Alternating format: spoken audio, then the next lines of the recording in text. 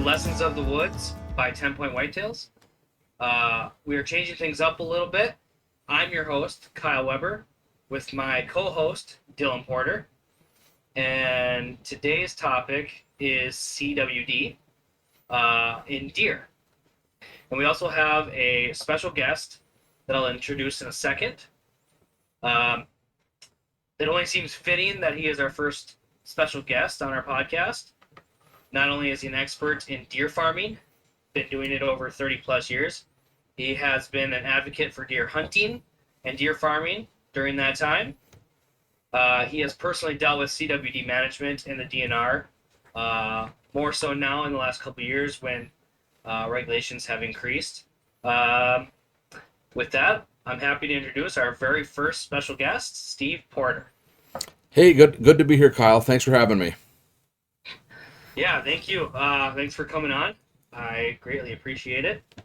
But I want to roll right into it. For the people that don't know, Steve, how long have you been deer farming? Yeah, so we bought our first buck fawn named Clyde for $200 out of North Dakota back in 1992. Drove him home in the front seat of our little car, and that was the beginning of our deer farm. At that time, we were licensed through the Minnesota DNR. So our farm turned into a business. It morphed into a business, and it is turning 30 years old the spring of 2022. Awesome. 23. Tell me a little bit about your deer farm. I know you didn't just do deer farming, you did a lot of other avenues based on that. Sure. It started out as a hobby, just a love for deer. I was frustrated. Never gonna see a big buck. They'd get hit by cars, hit by trains, bobcats, wolves, coyotes. Neighbor would shoot it. So I had food plots and thought I'll never see a mature deer. So I wanted to raise a deer, protect it, and just see what a mature deer would look like. I thought if I could raise a 170-inch buck, that would be incredible. Bought a couple deer, no business plan whatsoever.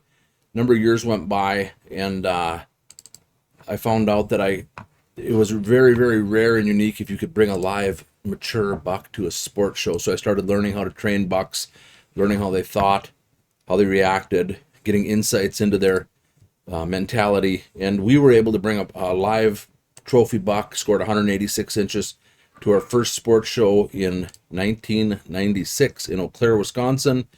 And we've been doing sports shows ever since, all over the upper Midwest, from Bismarck to Green Bay to Sioux Falls to Little Rock, Arkansas, St. Louis, Missouri, and a custom-made trailer. We wore out 2 trailers. We were on our 3rd trailer by the time the DNR shut us down now over the hoax of CWD. And it's not a hoax. CWD is real. The way they're fighting it is a hoax. And so they've destroyed my live entertainment business. That's dead. It'll never come back. So, and then we had a doe urine collection facility. That's suffering. It was very prosperous, but they've made doe urine, the DNR has, illegal in over half the state. So half of our customers are terrified to use doe urine. They don't want to get a ticket. So the DNR is hostile towards small business. So anyway, we're still having hunts on our farm. We grew and had our first hunting hunt. Got about 140 acres fenced in. And I'd say we're still in business. The hunts are flourishing. Phone rings off the hook. We can't produce enough bucks for hunters. They come from all over. So things are still good. Most of those hunters are, they want to go shoot a trophy, which they can't in their local woods, right? Right. So they have to chase trophies where they can. You mentioned CWD. When was the first time you really had to have that conversation about CWD at the farm, or when was the first time you heard about it? Yeah, so CWD, if we look back at the origins, I could say that CWD, I had heard about it escaping a research lab in, I think it was Colorado back in, maybe the 60s or something. I'm not sure of the year. A lot of people online will say that it was a deer farm in Colorado that started CWD. They blame it on a civilian deer farm, when in fact it wasn't. It was a state-ran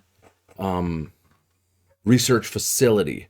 And so people say it escaped from there, but that's not even necessarily true either, because how do we know that CWD didn't exist in that area before they ever had a test for it, before the research facility? How do we know that CWD hasn't been here since the beginning of time? And I would argue that it has been, because if you're going to say once it's in an area, It's always there. That's what the experts say. Once you have CWD, it's always going to be there. It's in the soil. You can't get rid of it. You can't bleach it. You can't burn it. You can't get rid of it. So if we're going to go forward and say once it's there, it's always there, then that kind of applies to the past too. It had to come from somewhere, and it had to be somewhere, probably forever. It didn't mutate. It's something that exists, correct? So we really don't know when it started. Sure. When was the first time you had to test for CWD at the deer farm? Yeah, so the history is in 1992 when I started, the DNR licensed me to have deer. They perpetuated it. I invested in Minnesota business through licensing from the Minnesota DNR. However, the rules were I was supposed to be inspected by the DNR annually. I never was inspected for 10 or 15 years. The DNR never came out and did a thing. But they were the licensees. But they complained to the board that they didn't want to do it anymore. The Board of Animal Health took over and became a licensing agency. And they come out and do inspections annually. They've been very prompt, very professional. And then they adopted USDA rules pertaining to CWD, which means that I had to be in a certified program. And I would say maybe that was in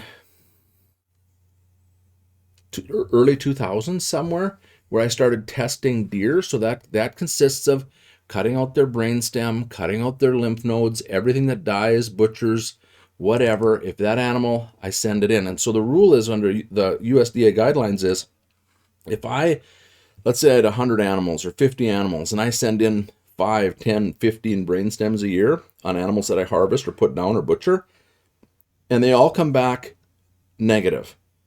Under the USDA guidelines, then, they say if you've been in the program for 5 years, you're considered to be a certified herd because your deer are being raised relatively in close quarters. We've got 2.5 miles of fence put up. All my deer eat out of the same feeders. They eat on the same food plots. They rub noses. If I had CWD, it would show up in one of the tests over a 5-year period. So the USDA says and acknowledges, hey, Steve doesn't have CWD, gives me authority to move my deer across state lines. But I went one step further and I did whole herd testing for TB and brucellosis. And then that allows me to do it. And I volunteered to close my borders on my farm, which means I don't buy deer from outside sources, so I can't really bring CWD in through a live animal. I could bring it in through feed. So I am saying I have a clean herd, and it started the testing probably early 2000s, maybe 15, 20 years ago. I started this testing regimen. And based on that, how many do you think you've tested up until now, to date? 200, 250, probably 300. Obviously, all negative. All negative, all clean. And then so I got all these clean tests. And then people at the state capitol, Jamie Becker Finn, Rick Hansen, these Democrats down there, it's so funny because it's a disease. But if I look at how they vote, the Democrats, not always, but 95% of them, 98% of them vote to shut us down, to make it impossible for us to stay in business. And the Republicans would vote, I didn't care about politics, and the Republicans would vote to save our business and our industry so we could thrive, make money, pay taxes, and make the world go round. So Jamie Becker Finn one time testified that, well, basically not wanting to acknowledge USDA certification, she says, we know that the deer you've tested didn't have CWD, Steve, but we really don't know anything about the deer that are still alive. So that's just undermining the USDA certification process, because that's what it's built on. Is if you do enough testing, eventually we get to say you have a clean herd, and I get to stand on that foundation. Every argument going forward, I have a clean herd. But they just pull that out from underneath you. Sure, and for the people that don't know, walk us through the steps when a deer is harvested or butchered or killed on your farm. What's the testing process? What is every step you have to go through to provide that test? Sure. So every deer on my farm is on an inventory. So when they're born in the spring, I got to put a tag in them. Okay, and I got to have them tagged at birth. and so I want to know who their mom is and who their dad is. So I put a little fawn tag in their ear. But then I got to report those fawns. You know, some fawns will die at a week old or 2 weeks old, and they never made it on my inventory necessarily. They're in-house inventory. But then I have to report each new deer that was born on my farm to the state, and I got to have an original on-farm tag number. So that might be yellow 7. But then it has a USDA tag in the opposite ear, which is recognized by the United States Department of Agriculture. I have to have a premises ID number on my tag as well. So I got this big 12 or 16 digit USDA number. I got my maybe 6-7 digit Minnesota Board of Animal Health farm ID number, and then identification number of yellow 7 on that particular deer. That deer is on my inventory. My inventory says 1 through 95, whatever that number is. And then when I butcher one, I look down and I say, oh, there's yellow 7. She's going to be removed. I send in a form that says, okay, this deer was harvested on this date. And then they're saying, okay, where are the test results? So I have a cup, and in that cup, I put the brain stem. I have to cut that out of the deer. And then I cut a lymph node from each side of their neck, put it in formaldehyde, wrap it up, send it to the University of Minnesota Diagnostic Lab. And then I wait, and then the results get sent to me, get sent to my veterinarian, and they get sent to the Minnesota Board of Animal Health. And if I ever had one positive test, they come kill all my deer. So it's a high stakes game of poker. Everything on my farm would be killed. Every time I send in a test, I'm running a risk of, is today the day I get a positive? Well, I don't want a positive, so I closed my borders. I don't buy deer. I don't shuffle deer around. I get new genetics through artificial insemination, and I have good safety protocols, and I got a clean herd. So every time a deer dies, I got a gallon of formaldehyde, and I got stacks and stacks of cups, and we can pull out a brainstem and lymph nodes in 5 minutes to get them packaged up. So, and does that cost anything to you? Is there a cost to that process? Just shipping. So I pay, I think it's $500 a year. I pay for to be licensed, and then that $500 goes towards it covers administrative costs and testing of brain stems, I'm sure. Okay. So just to tell people what's going on here now, Dylan is showing in the other screen there. He's got a picture of me, Dylan, and you, Kyle, on the 4-way screen. And so as we're talking, Dylan can go back through my hard drives. He dumps my phones every now and then, and any video I've ever made, then Dylan puts them on a hard drive, so he has access to all of the video footage, and he's pretty good at finding stuff. So as we're talking here today, he can go back and find things and pull it up on this bottom right hand of people's screen. That's what he's doing. He's just adding to what we're talking about, okay? Yeah, so anybody watching the YouTube channel, they can see that, and that's the demonstration of the tag and was that fur? I need a hair sample as well. So the hair sample, both tags go in the bag. The brainstem and the lymph nodes are in that little cup. And then we send it in. And it takes about, just a few days, a week maybe. And I get the results back by email that I had another clean test. And I was pretty proud of all the testing I did. And then I find out the Minnesota DNR, they don't care about it. We're guilty. We're just guilty. We're the villain. We're bad. We're evil. Shut them down. Ruin their business. So what do you think about why there's so much weight in deer farming when it comes to CWD? Why do you think that it's become a target for the conversation of CWD? Yeah, so the DNR has went on a media blitz, and I saw it coming. So it started with Lou Cornicelli, went on KFAN with Billy Hildebrand, and he started talking about, well, it showed up on a deer farm, and now it's going to spread. It's going to spread to the wild deer. And they kept painting the picture that deer farms were evil, they were bad, and that we were bringing in CWD. But what the DNR was doing is they were actually being deceitful, because every time CWD pops up on the wild, or it pops up on a deer farm, there's an investigation done by agencies with a lot of clout and a lot of ability, and these agencies do what's called an epidemiology report. Well, the DNR gets access to these epidemiology reports but they don't want anybody to hear about it. So they just shove them under the table, but that it would exonerate a deer farmer. So they talk bad about a deer farmer and say, look at there, that deer farmer brought CWD in. But what really happened? In the one case, the guy was a taxidermist. Who licenses taxidermy in the state of Minnesota? It's the Minnesota DNR. They license taxidermists. So if something goes wrong and a taxidermist brings in CWD, who do we get to point fingers at? Not the deer farm. We get to point it at the DNR. Well, in this particular case, the taxidermist brought in a buck from Wisconsin, and he capes it out, and he has all this extra meat on the neck, and he feeds it to his cats. So the epidemiology report said, when this guy happened to raise deer too, and the epidemiology report said, hey, you know what? He's had a bunch of clean tests for like 10 years, and all of a sudden, he had like 4 come back positive. I mean, when he got CWD, it was in his deer herd, lickety-split fast and with force. So how did it happen? Because he hadn't bought any deer from any farms that we were concerned about. They were clean. So they do an epidemiology report, and this buck that he brought in from the core epicenter of Wisconsin, CWD, was brought in through a taxidermy practice.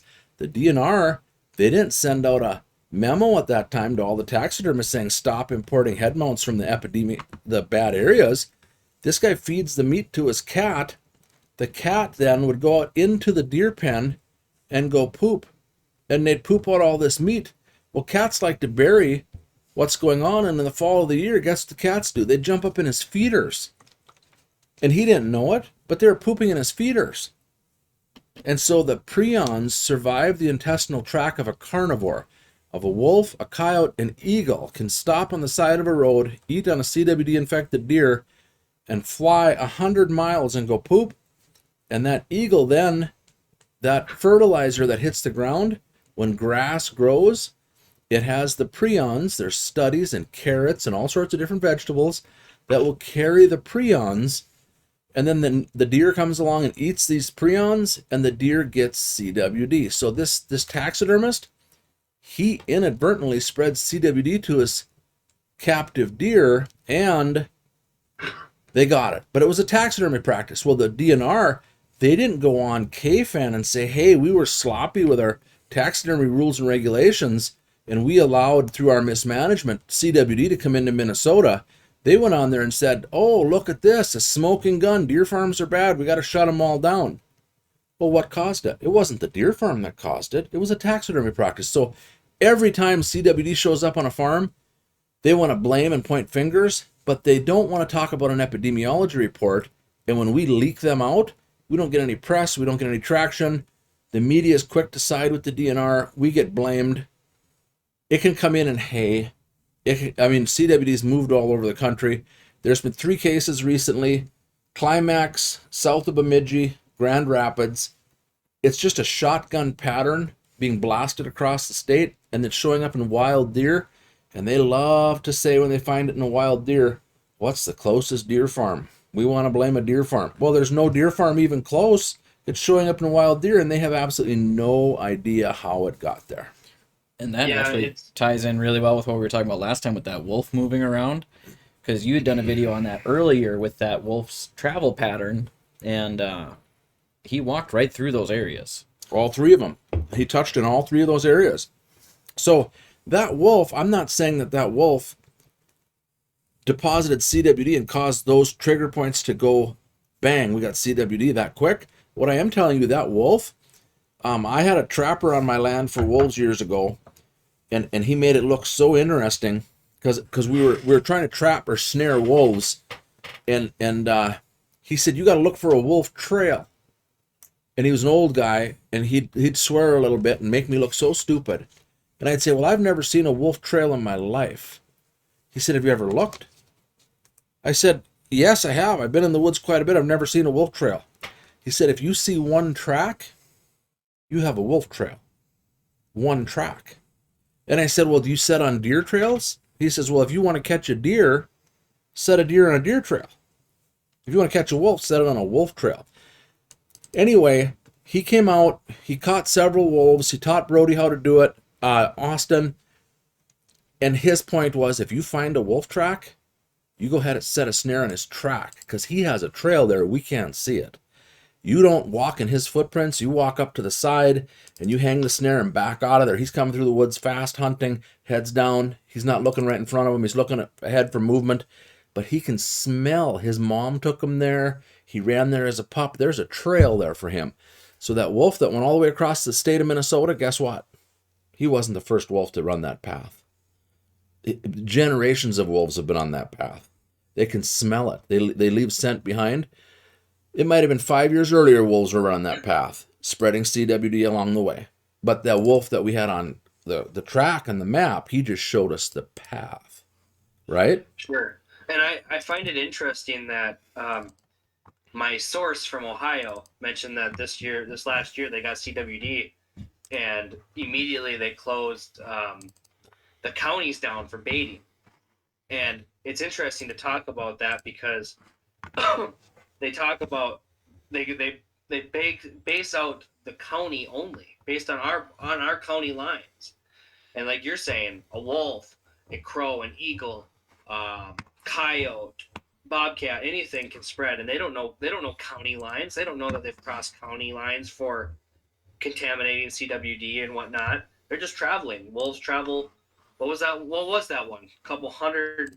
It was 1,000 something miles. I'll look it up. Yeah. It was 3 states. Yeah. So blocking out a county based on the county lines, are you really, what you're trying to contain it, sure, but the things that pass CWD prions or meat or the soil aren't limited to those boundaries. So right. Excuse me. Is there a way, and you had a video last week that you did the interview, actually. Is there a way to test a deer that is alive? You talk about brainstem and lymph nodes. Obviously, the deer has to be harvested or killed at that point. Is there a way to test the deer for CWD alive? So there's a test that they call it an experimental test.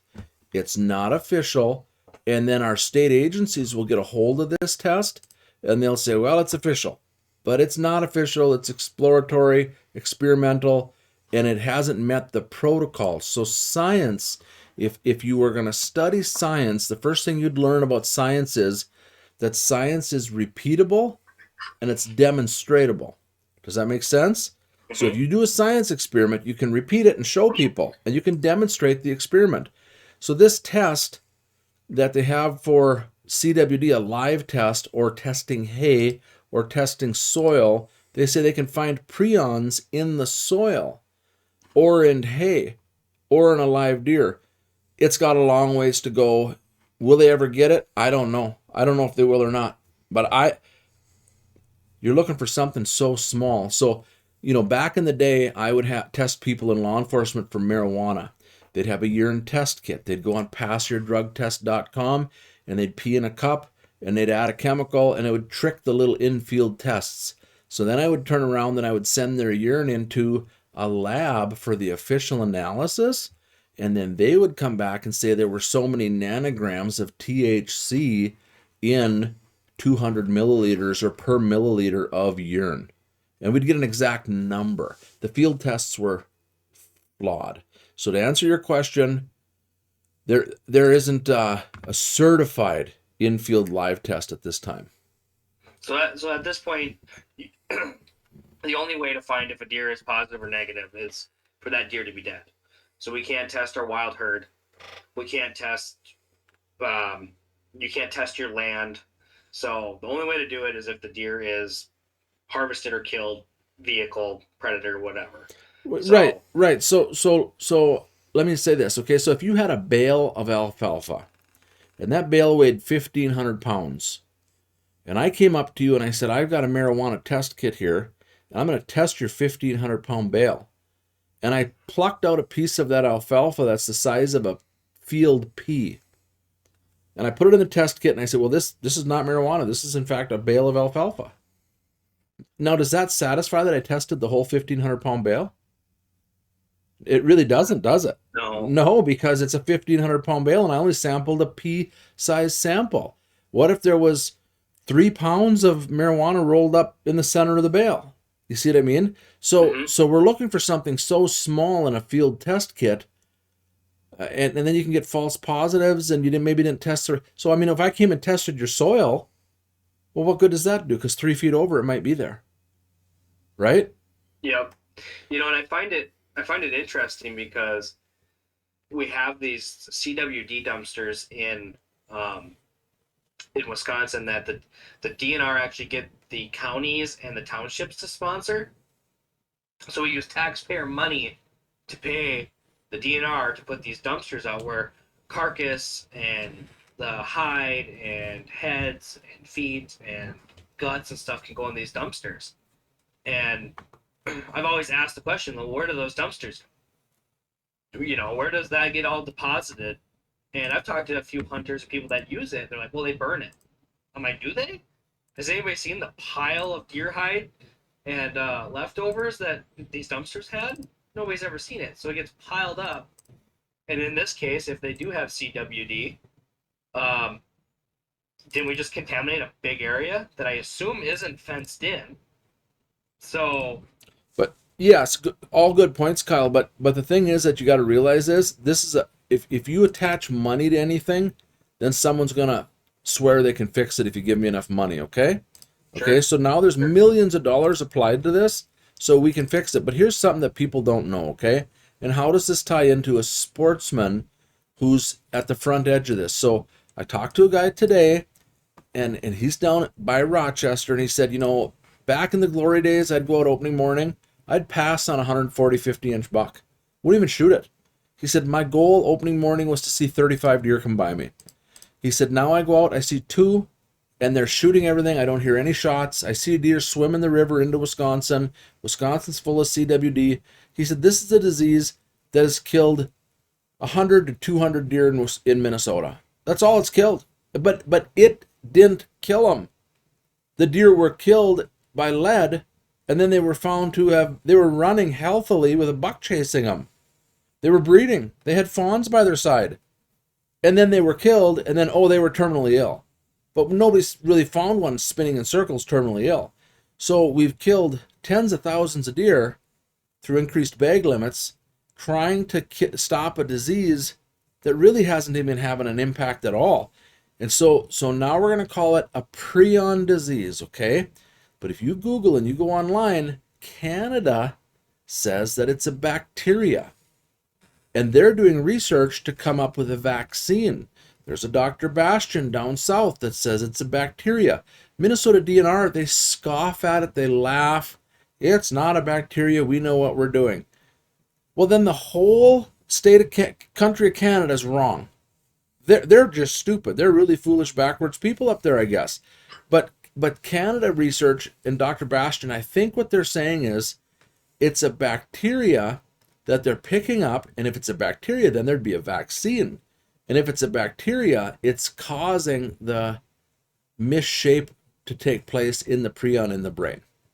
But the Minnesota research says, no, it's a prion that's misshaping, and it's just bad, and it's not caused by a bacteria. My point is, we're wiping out tens of thousands of deer, and we can't even agree on if it's what it is. We can't even agree what it is, but we say, well, we need a test. We got to test for it. We can't even agree what it is. You know what I mean? Yep. It's really crazy that we can't agree what it is. And then it's also crazy that we can look right down the party lines, and the Democrats are voting to destroy, and the Republicans are voting to save. If it's a real threat and it's serious, why is it political? Why isn't each side voting the same way? Because they've morphed it into a weapon.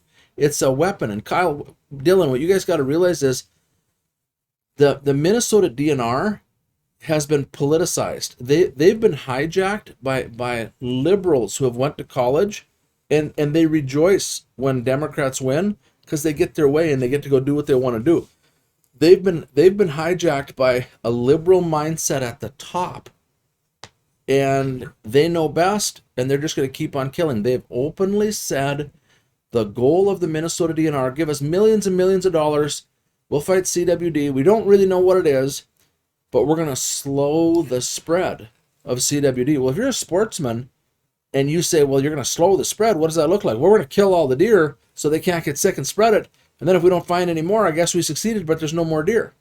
So this guy down in southern Minnesota is pretty upset that there's no deer running around. And now the people up here in northern Minnesota, they're just starting the nightmare. That guy's at the tail end of the nightmare. His land values have fallen. He doesn't have deer running around. He's fit to be tied. And these poor buggers in Grand Rapids, Bemidji, over by Grand Forks, they're just starting the nightmare. And so the nightmare is, hey, we found CWD. We're going to kill a whole bunch more and test them all.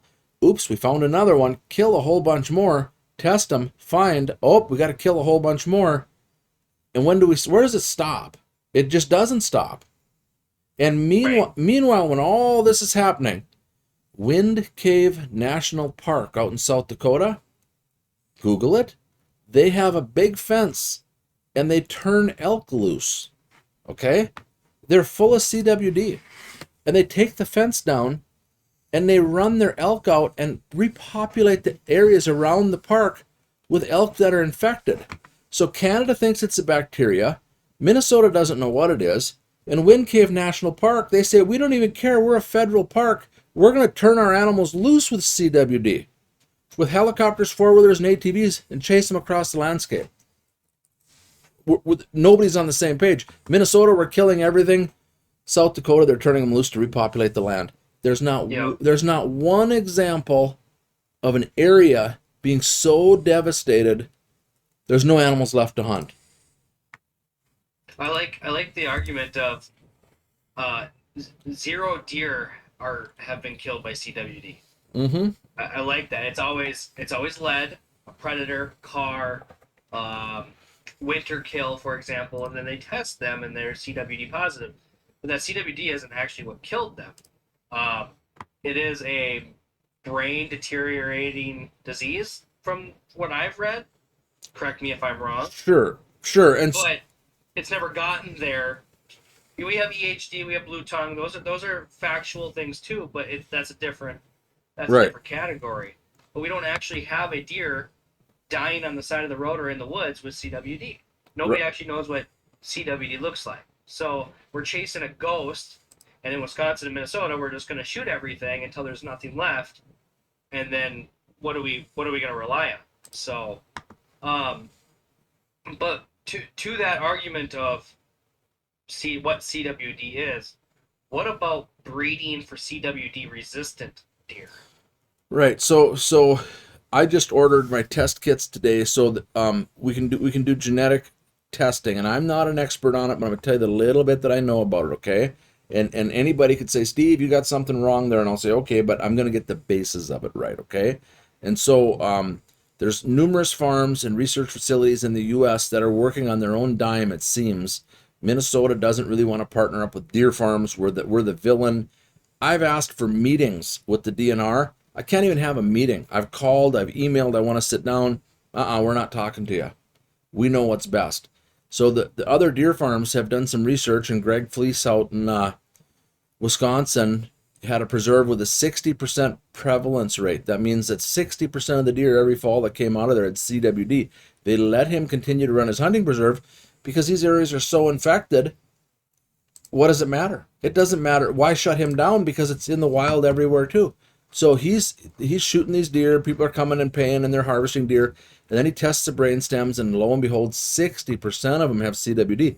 So he starts breeding for genetic resistance, and he'll find it's a genetic marker, and I don't know where it is, and he can name what they are, but like an SS and different numbers are resistant. So this last year, he had 48 or 49 deer harvested out of the preserve with the right genetic markers, and none of them had CWD. So he went from 60% to 0. And so now as soon as we're excited about this and we say, hey, this is encouraging and we got something going on, do you know what the DNR says? Well, your resistant deer, they're just living longer. They're ultimately going to die. And your resistant deer, they're sick and they're shedding prions on the landscape longer than another one. So no matter what we do, we're doing it wrong, they're doing it right.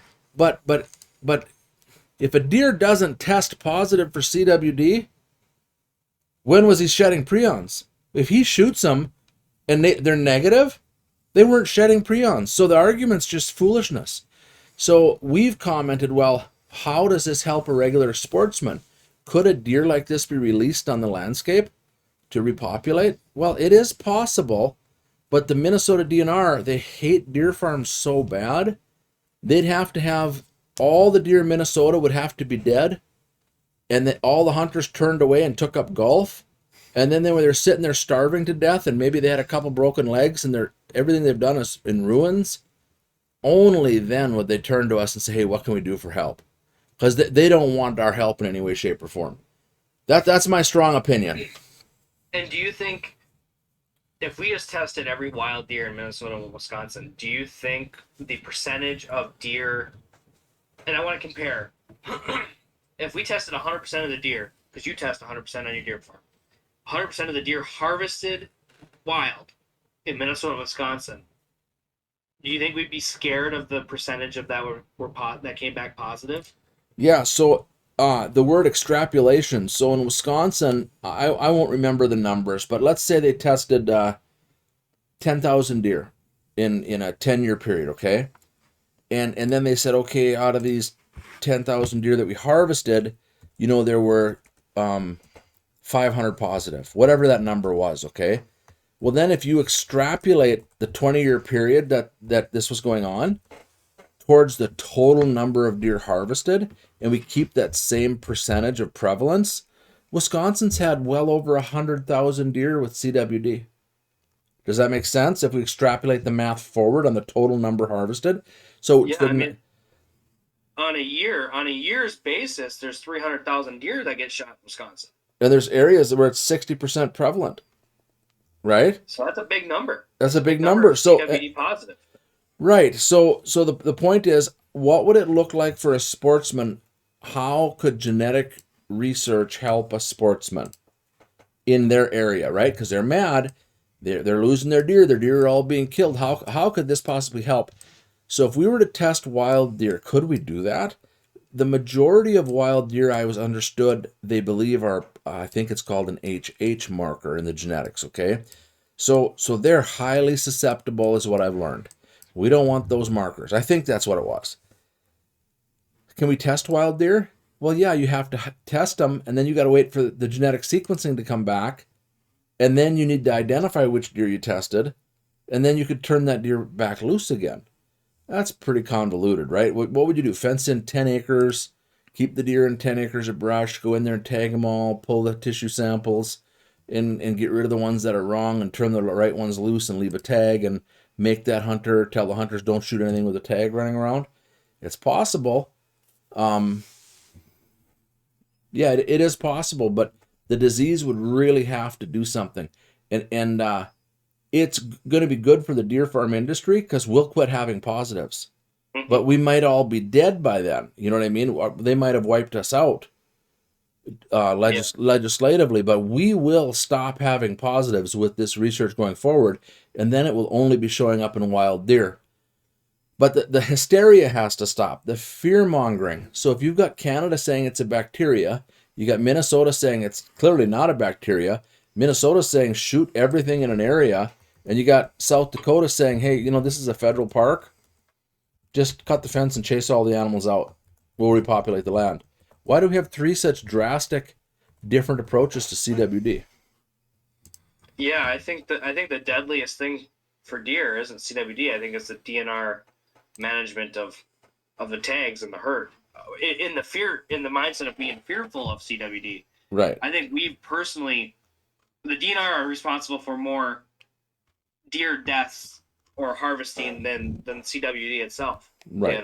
So if we do that, we sample 100,000 deer in the state of Wisconsin, and it's 60% or 50%.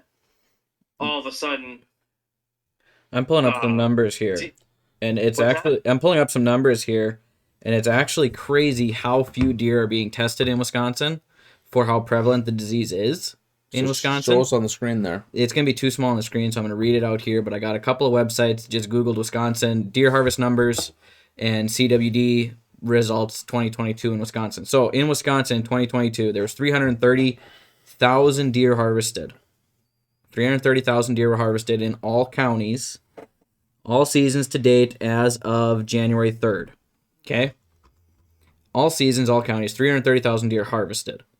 Can you put, it's too small to put up on the screen? It's going to be in a quarter size. Oh. Well, I'd have to take over the whole screen. Okay. In all of those zones combined, they've only analyzed and sampled 15,757 deer. They've only analyzed 15,519 of those samples. So that equaled 1,382 positive deer. So that's 330,241 deer harvested. Now, 519. That's not going to work. I did it backwards. Hold on one second. 5% tested. 5% tested. And of that 5% tested, only 1,382 were positive. You knew where I was going, Kyle. So what percentage is positive in that? 9% of the tested. 10% of the tested. Less than 10%. Yeah. Yeah, 9 and change by the. So they're testing all these deer. So 330,000 total were harvested in the state. What's 9% of 330,000 then? Whoops. Is that the right way to do it? It's gonna be close enough. No, it's gonna be less because only 5% of those got tested and only 9%. But if we're gonna extrapolate the data out and pretend we tested 100%, that means only 27,000 deer were positive with CWD in Wisconsin this year. So can you imagine if 27,000 deer were found positive? The uproar, not about just the. Well, here's what I want to ask people then. So we talked a couple episodes ago about the DNR budget. So the Wisconsin DNR has a budget of $1.1 billion. Why for $1.1 billion are we only testing 15,000 animals? Why are we only testing less than 10% or 5% of the deer harvested in Wisconsin? Why can't we test 30%, 40%? But again, yes, they could do more testing over there. They should do more testing, but what they like to do is wait till a deer farm gets it, then test around the deer farm. Yeah, that's been happening, but Wisconsin's kind of thrown in the proverbial towel, and they're like, well, we can sample such a small sample and know what the results are because we can extrapolate it forward. We don't really need to physically do the test because it's going to be consistent across the board. So if we do 8% of the population or 5%, we know how many deer got it. So since they don't need to do more testing. Since they've started testing for CWD in Wisconsin, they've tested over 300,000 animals since the very first record, and only 10,000 positives. And when was the first record? When did it come out? First record year that we can get, they started testing in 1999. So if we go from 99 to 2022, how many deer have been harvested since then? At an average of 300,000 a year. 23 years? 23 times 300,000. 7,590,000. And so what's the percentage then of that? So 10,000. So 10,000 deer have been positive. Of 300,000. So Kyle, your calculator is always faster than mine. Well, that's just. My calculator got mad at me. I did something wrong. Based on that percent, it's only 5%, which is 379. 380,000 deer would be positive then. Since 2023. Since 1999. Yeah, 99 to 23 at 5% positive because they tested 10%, but only 5% of that 10% was right. So 380,000 deer. So why would they need to test more? They already know they got a problem. They've thrown in the towel, and they're like, we're just whatever. We're going to increase bag limits and try to slow the spread, but the cat's out of the bag. You can't get it stuffed back in there. Yeah, Sure. The CWD's on the landscape. It's in the hay. It's in it. So much stuff over there, you guys. It's in Minnesota. It's not going away. The response is wrong. The test, locate, kill, repeat. That what's happening is landowners, their land values are falling. When you have hunting land and you've got 140, 50-inch bucks running around and grandkids come up and the whole family comes and celebrates a week of deer season, these people are coming up. They'd never sell their land because they're up there doing food plots and enjoying it, and the hardware stores and the little implement dealerships are all selling stuff. It's good. But as soon as all the deer are off the land and they've been wiped out, then the grandpa says, well, nobody's coming home. I might as well sell the land. And who's waiting in the wings to buy it? When the land comes up for sale, who's waiting in the wings? It's special interest groups in the DNR that are waiting to buy it. It's to me, I'm not into conspiracies, but it kind of seems like a land grab. Get the deer off the land, fill it with wolves, and we'll buy your land. Yep. Yeah, I mean, Wits End Ridge, Wits End is literally that. I bought that for relatively cheap because everybody's like, there's no deer there. That's a horrible hunting spot. And I'm going to spend the next 5-10 years trying to create something that is the opposite of that to help gain property value, but also, you know, like you said, memories, enjoying. I hope someday I'm a grandpa, bringing my grandkids out there. But the value was really low and affordable for me because there's no deer there. Now I've taken the deer into my own hands because I don't trust the DNR and their management. So right, but if they keep the bag limits high, and your neighbors are shooting everything, it kind of ties your hands. The success on my hunting preserve, you guys, I have people that came this year from Florida, Tennessee, Georgia.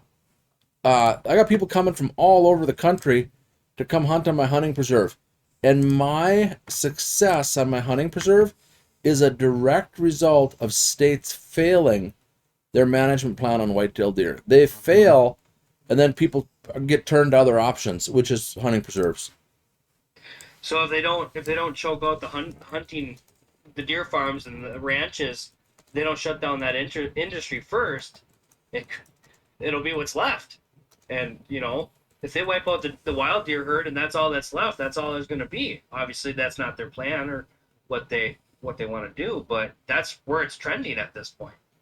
I think that's why I first met you, Steve, and Dylan. I called Dylan that day was because I was privileged enough to shoot a really nice deer here with my bow, but it was a pure luck and fluke, and I never was going to recreate that up here. So that's why I came up and hunted on the preserve for the first time. That's exactly what it's going to be, and more people are, like you're saying, trending towards that. It'll be really interesting to see what Ohio does because they have their first. I would consider their first positives with CWD. I'd be really curious in the next year to see how they handle that because Ohio's trophy. I mean, trophy whitetails of Ohio is kind of a thing, and they don't want to lose that. They market trophy whitetails. Kansas, Ohio, they market that. That's an industry. That's a tourist attraction. Right. For Wisconsin, Bayfield County, the CDAC, which is the county board for deer farms, said they'll never manage deer herds to be trophy. They have no interest in having a trophy deer population. They don't care. They just want to sell licenses, sell tags, and have revenue. Right, and Minnesota responded to a guy. I saw a copy of the email that he got from the DNR, and they explained that, you know, they do want to increase the deer harvest to slow the spread of CWD, which includes wiping out the mature class of bucks.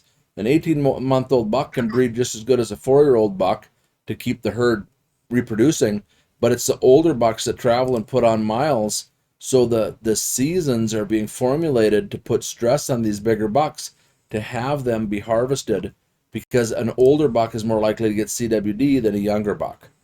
And the older buck might roam more, spreading the disease. So the goal of our state agencies is wipe out all the big bucks. Yeah, it's wild. It's disappointing to think that way while chasing a ghost of CWD. I would argue that every deer has CWD. Whether they get tested and are positive, I think the argument is that they all have the ability and have been exposed to CWD, especially in Wisconsin, where you have an epicenter. Not so much in the north, but kind of mid Wisconsin, southern Wisconsin is the epicenter. And I could argue that every single deer there has it. And I don't think that's what the sportsman wants to hear, because then that justifies the DNR to wipe them out. And when we have no deer, we have no hunting. We have no hunting. We have no sportsmen. And if we don't self-manage that, that could be a major risk that we push forward. Like you said, some of these places already are there and are already dealing with those problems, but some places haven't realized that yet, that they could lose the sport that we all enjoy and grew up with. Right. Yep. Yeah. It's a sad deal, but the thing is, remember, science is demonstratable and it's repeatable. So we gotta stay focused on the science, and the science is it ain't killing very many deer. Wisconsin has not told any of its people, hey, we don't have any deer left. Everybody go take up golf. Wisconsin's saying, we got too many deer. We need people to start hunting. Oh, we need to increase our bag limits. Our deer are repopulating so fast. Hey, why don't you go out and shoot 3, 4, 5 deer? Well, CWD hasn't devastated them. They got a 60% prevalence rate. My point is, if it's so devastating, then why aren't there areas with no deer? They don't exist, okay? So then if we look at science being demonstratable and repeatable, this thing's not very bad. It's been around, we think, forever. And if we consider, like I was told years ago, they had people wanted to get rainbow trout in small bodies of water, maybe a big gravel pit that they had, and they wanted to introduce rainbow trout, but the water didn't get cold enough. So the trout couldn't live it because the temperature spiked in the summer and it was too warm for these trout and they'd die. So what they did with the science is they'd take maybe 1,000 little fingerling fish, just little ones, and they'd raise the temperature a degree at a time, and they'd kill off 99% of these little minnows, trout, and 1% would live. And they'd say, well, the fish are mutating. No, they're not mutating. The gene was present to live in a little bit warmer water. So they'd grow up that 1%, they'd raise them up, collect their eggs, hatch out the babies, but they're bringing forth a gene that can survive in warmer water. And they do that 5, 6, 7 generations, and all of a sudden they got a trout that can live in a little bit warmer water. So 1% always had the right gene. So CWD, guess what? There are wild deer that have the right gene to resist CWD and never get it. But when the DNR goes in, they kill all the deer, including the ones with the right gene. And they say, well, we're going to slow the spread. With sheep and Scrapie came across the landscape, it wiped out the sheep. And I think it wiped out 60, 70, 80% of the sheep. And it was like a firestorm. And people were like, I only got 20% of my sheep left. What am I going to do? They're all going to die next year. But the 20% that lived had the right gene. And when they reproduced, they bred another sheep that had the right gene. And the only offspring they could possibly reproduce were sheep with the right genes. Does that make sense? Kyle, do you understand how the genes work? The markers are, if both parents have it, it's coming forward. Does that make sense? I don't understand how it works. Definitely, there are people with masters and went to school for that kind of stuff. But it is in Montana, for example, EHD, blue tongue, that stuff goes through in waves. And I have a couple buddies out there, and like, EHD hit last year. Everything's down. Herds are down. Now the ones that did survive most likely have the genetic makeup to resist it or to survive EHD. So those deer or those antelope or those elk survive that wave. They're still there. We see a herd that's down in counts, but then they start to reproduce. And then 5, 6, 7, 8 years later, that wave comes back through, kills off a bunch more. Obviously, if it were to kill 100%, we have a bigger problem than that. But Montana, it in waves, regenerates itself, and naturally, it's natural selection is what it is for the antelope, the elk, and the deer to deal with those kind of diseases. You talk to the guys about hunting, and I'm like, I want to come out and shoot an antelope. They're like, bad year to do it. EHD went through last year. They say, come out in 4 years, it'll be good again. Right. They just deal with that. So if you look at the genetics, Kyle, and you look at it and you say, there was a time when they'd say a pesticide was developed and it had a 99% effective rate on fruit flies. And so people would say the fruit flies are evolving and they're developing resistance to the pesticide. Well, that's not true. That's a lie. It's a lie. Do you know why? Because that pesticide in the very beginning, they'd go spray great big orchards, and it would only kill 99% of the fruit flies. 1% had the gene to resist the pesticide. So when all the other flies were dead, a fly with the right gene, who'd he breed? A fly with the right gene. What would their offspring be? A fly with the right gene. So then the next year they come through and they say, well, 2% of the fruit flies are now living because they've evolved. No, they didn't evolve. You're creating fast natural selection by creating wiping out the ones that with the wrong gene. Does that make sense? Kind of like the fish, and now it's with the fruit flies, and that's what's happening. So, but they never studied the genes. But they had a 1% survival rate. They had the gene to resist the pesticide. Yep, and I welcome everybody to get on your Facebook page at Steve Porter's Trophy Whitetails and watch that video of your conversation with I don't remember his name now. Greg, please. About 3-4 weeks ago. It's mind-blowing information that, like you said, he's testing on his dime. Right. How he is not getting funds from anyone else is mind-boggling, because he's doing all the legwork for what could potentially be Wisconsin, Minnesota, right. Ohio. Right. So let me say this. So yesterday I ordered the test kits to test my deer's genetics, okay? So the Minnesota Board of Animal Health is a professional agency. They look at science. They're reasonable. And yet they're strict, and they have rules, and we have to follow them. The Minnesota Board of Animal Health follows science. The DNR, they're on a witch hunt, okay? But the Board of Animal Health was proactive, and they got some grant money through something federal, and it's not a huge amount, but it's enough to test the genetic sequencing, looking for these right characteristics in potentially all the farm deer in Minnesota. So I ordered my test kits myself. I have to pay for that, but then they're going to pay, and I don't know if it's $50 a deer or what it is. And I'm going to do a video. I'll have Dylan come out and help me, and we're going to run all my does through a chute. And there's a test tube that attaches to a gun, and you put it over their ear, and you take a punch, a paper punch maybe is what we'd call it, right? Out of the deer's ear, and that tab of skin and hair falls into the test tube, and then it seals it up. And then I label it, and I say, well, this is yellow 7, and I do all my does, and then I'm going to get results back, and it's going to say this doe is an HS, this doe is an SS, and I got to learn which are best and which aren't. And then I'll do probably my doe fawns, and I could probably do all my button bucks, but should I do bucks that I will be turning into the preserve maybe this winter? Should I do all those bucks?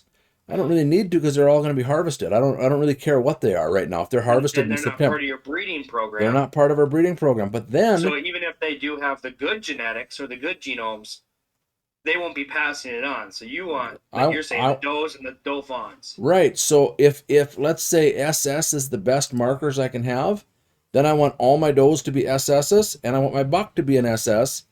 And then when they breed, it's impossible. They cannot produce an HH because they don't have the genetic information. So if you get confused in thinking about it, think about 2 horses, and you say, well, I want to have a thoroughbred colt. I would be excited to have a thoroughbred one day in my pasture, and your wife comes home with 2 Shetland ponies, right? Well, they can breed forever, and you can get a colt every spring, but you're never going to have a thoroughbred because you're breeding 2 Shetland ponies. You don't have the genetic information. So if you want a thoroughbred at some point, you got to breed to a thoroughbred. And so it just so happens that there's bucks in the industry and does in the industry that they've tested that are 3 generations into being SSs. That's all they can produce now. We can do it. But these guys that are ahead of me, they might have been doing it for 7 years already, this genetic testing. And I've only been doing, I've never tested, but through my artificial insemination program, I have chose bucks that were SSs. And then I bred my unknown does, and I maybe got 5 or 10 of them, 20%, 50%, we'll find out to come back with maybe one S marker. If I save those does back and I breed them to SSs again, you know what I mean? Then I'll get more of them with it, maybe the double markers. So it takes a while, but you just got to keep testing and looking and getting the right bloodlines in there. Yeah, it'll be really curious to see those test results and to hear how it works and to see that method work through the generations of your deer. Right. And like you said, some of them are 7 years ahead, but it won't take long for you to gain your herd and to claim potentially that they're all SS. Right. So every deer, every doe you have, every buck you have is the utmost resistant to CWD. And there's an argument, I think you guys mentioned that even if they're resistant with exposure, they might get CWD at age 6, 8, 10, for example.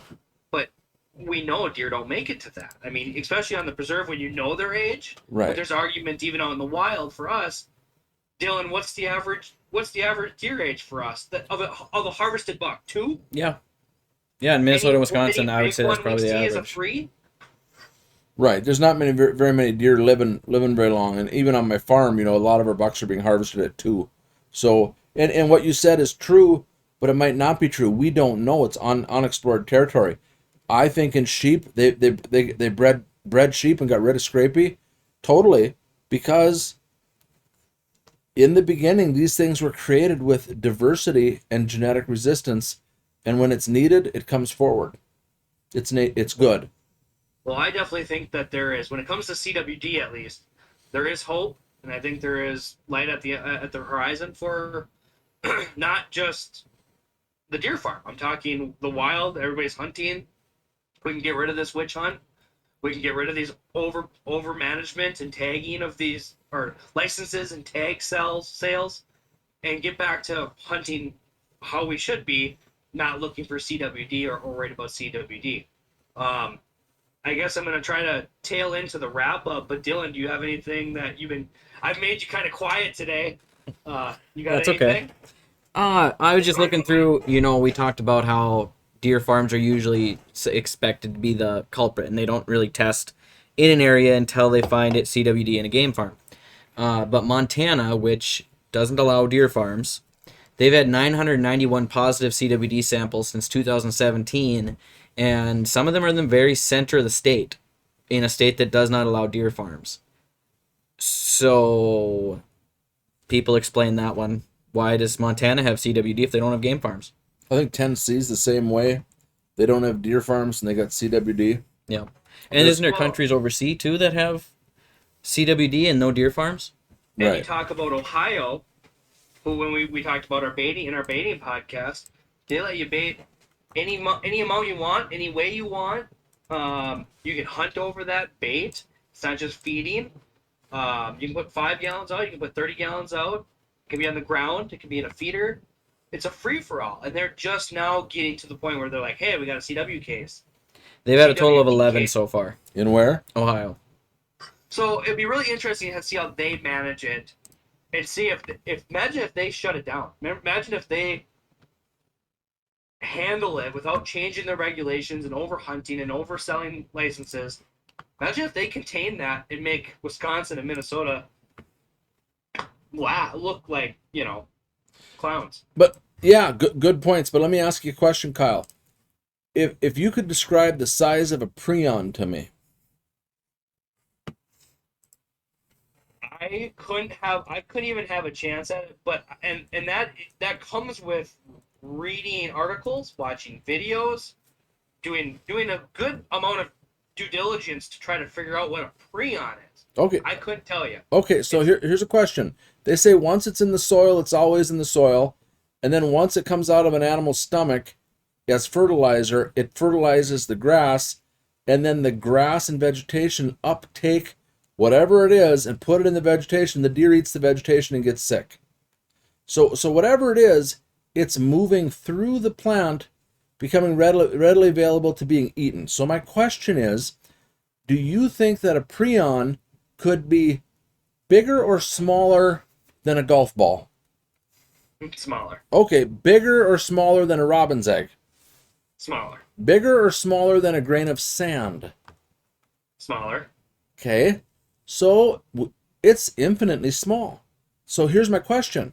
We don't know how it's being spread, but I just watched here a video here a while ago, and they showed how a dust storm in Africa was depositing sand on U.S. soil. Yeah. A dust storm in Africa got up into the jet stream and was depositing African dirt on American ground. So my question is, we're in a drought in numerous states. Are we saying we can control this against Mother Nature, but a prion can get attached to a molecule of dust in a storm and get picked up and deposited anywhere? Is this what we're fighting? Mm-hmm. And if we throw enough money at it, we can solve it? The nonsense needs to stop, because A, they don't know what it is. They can't figure it out. They can't agree if it's a bacteria. Google again when you're bored tonight. Canada thinks they're going to come up with a vaccine. Dr. Bastian thinks he's coming up with a vaccine. Our deer industry is talking about financially supporting, and many people are financially supporting Dr. Bastian's work. But the Minnesota DNR, you know what they think? Oh, he's a goofball. He don't know what he's talking about. Well, who says you're right, Minnesota DNR? So was Thomas Edison when he was trying to design a light bulb. And meanwhile, we've got a disease that hasn't killed 200 deer in Minnesota. There's been less than 200 deer that have been found to have the disease, but we really don't know how many actually died from the disease. Ted Nugent says that Buicks have killed more deer than CWD, right? Yes. But the Minnesota DNR has killed more deer than Buicks. I agree with that statement. I think the Wisconsin and Minnesota DNR have done more damage than any CWD or anything along those lines. They're single-handedly responsible for the deer herd or the lack of there. So I'll close on this. If you're a young person, you're listening to this, I love my farm. I raised my family. My boys got to grow up on a deer farm. It was a beautiful thing. It's still beautiful. We're growing big bucks. We're having fun. I never dreamt after 30 years of law enforcement of supporting people's rights, their constitutional rights, that my own state would turn on me and try to run me out of business and force me to kill all my animals on a witch hunt. I never dreamt that the Constitution and rights would be just thrown out the window. So if you're a young person listening and you're thinking about starting a business, my advice to you is go to South Dakota. My roots are so deep here. I still have a love for Minnesota. But man, it would have been nice to start a business that wasn't just so regulated to death with a hostile agency like the Minnesota DNR. What state agency says we won't meet with you and we won't talk with you? I mean, I'll meet him anywhere. Kyle, I'll drive and meet the DNR and talk to him. They can have 6-10 officers in the room with a. What are they afraid of? They won't respond. They won't meet with me. You know why? Because they know they can't answer my questions. That's ridiculous that a public servant refuses to have a sit down with one of its citizens. So they know they're hostile. They don't care. If you're a young person listening, God bless Minnesota, but please drive around in South Dakota if you want to see what freedom's like. And if you're going to start a business, go to South Dakota. Mm-hmm. That's my advice. That's sad. Yeah, Dylan, anything else? I spent too much money to leave this state, so that's where I'm at. Yeah, CWD, Dad hit the nail right on the head. Minnesota, we have 190 positive tests in the wild since 2010, and we've killed and tested way too many deer over that. In fact, this year alone, they tested 15,000 animals and only 53 tested positive.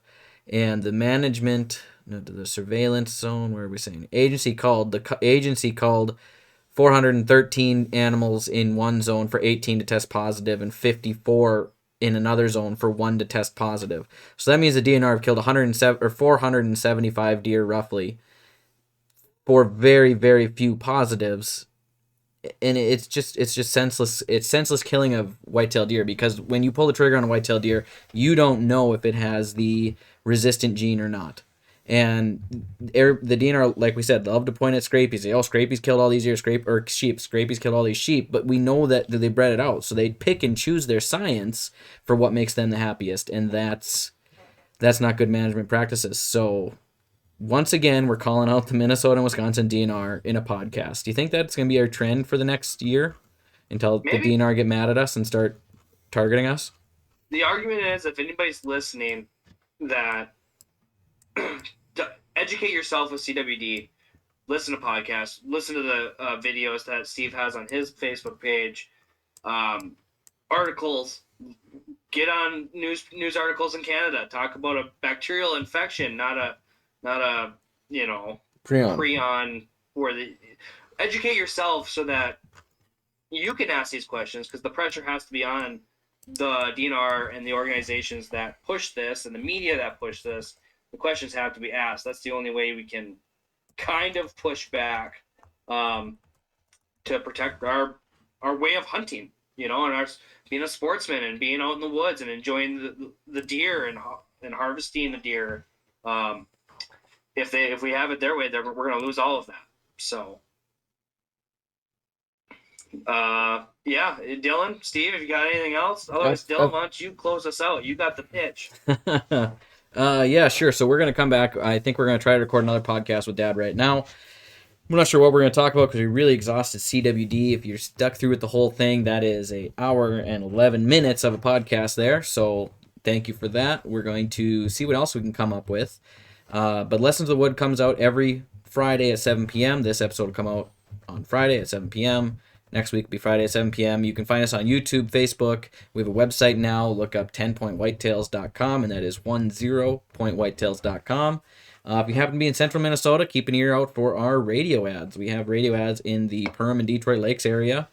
Yeah, that's about it. You can find our podcast just about anywhere you can find podcasts right now. So go ahead and give us a follow, like, share, subscribe, all of those good things. And if you got any questions for us, or you want to argue with us, or you think we're wrong, post on Facebook or send us an email at 10pointwhitetails@gmail.com. So other than that, we'll see you guys next week.